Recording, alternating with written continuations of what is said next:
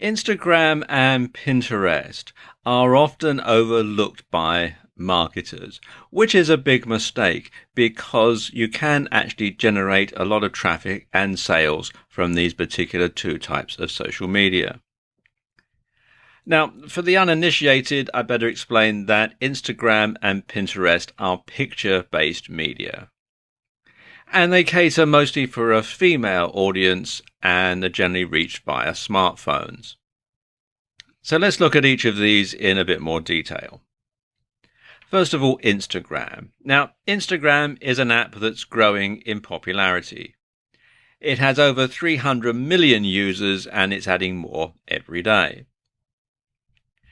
Now, at its most basic, Instagram is an image sharing app, and a fairly low quality one at that.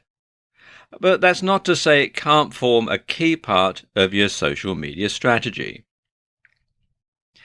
In fact, some really big companies are using Instagram to get their message across. Companies like Sharpie, Starbucks and Target, to name but a few. And sports teams like the LA Clippers basketball team are heavy Instagram users too. And there are two good uses that you can put Instagram to. One is influencer marketing, and the other is local marketing. Influencer marketing means you find someone who already has a large following on Instagram and has established themselves as an authority. And these people will have the ability to sway the opinions of a large group of followers, which of course is where you eventually want to be. So instead of spending months or years trying to reach this point, why not piggyback on the success of someone who's already got there?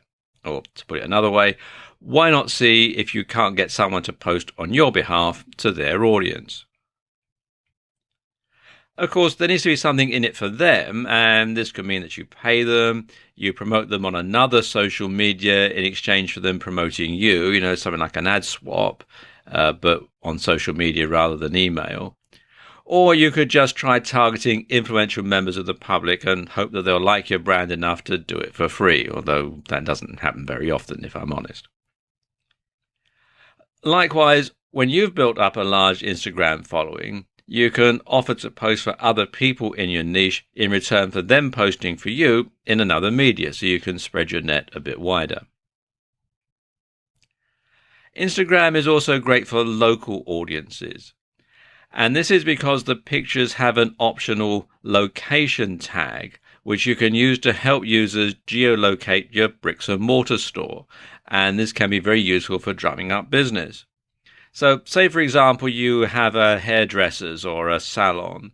You could ask your clients if you could take a photo of them with their new hairdo and post that on Instagram, and ask them to do the same if they have an Instagram account.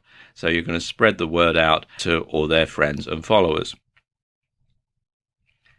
Now, Instagram is a perfect match for Twitter, as the two sites use the same type of hashtag. And it's easy to link an Instagram photo into a tweet. Now let's talk about Pinterest, because Pinterest is slightly different. It's still based around pictures, but they use it in slightly different ways. Essentially, Pinterest works by creating mood boards, and a mood board is essentially a collage made up of images and other materials that you've either created yourself or you've found on the web. For example, one of the most popular types of boards that users will create are wedding boards. And when an engaged couple begin planning their wedding, they'll often start by creating a Pinterest board and then looking for inspiration. They'll look at boards created by other users and search for ideas for wedding dresses, wedding locations, table decorations, wedding cakes, suits, etc. Or they may create separate boards for each of those things. And there are many ways that Pinterest gets used by marketers. For example, you could showcase a new web design or app UI. You could have ideas for interior design. You can put together inspirational images to get people to keep fit if you're in the fitness niche. You could have things like moves or goal physiques, etc. You can keep customers updated with your brand in a more visual way. You could perhaps, if you have a clothing site, you could have fashion and outfit ideas.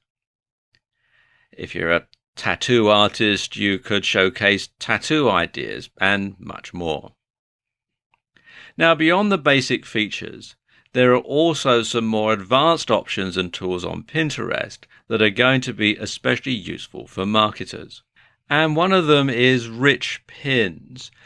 Now, rich pins, as it says here on the page, are pins that include extra information right on the pin itself. And there are 6 types of rich pins. There's app, movie, recipe, article, product, and place.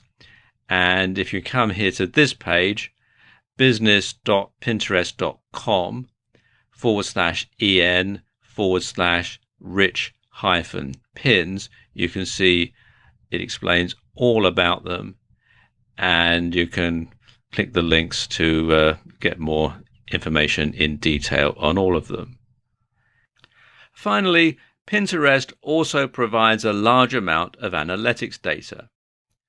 Now, to get this, you'll need to convert your personal account to a business account, and at the same time, you'll need to verify your account.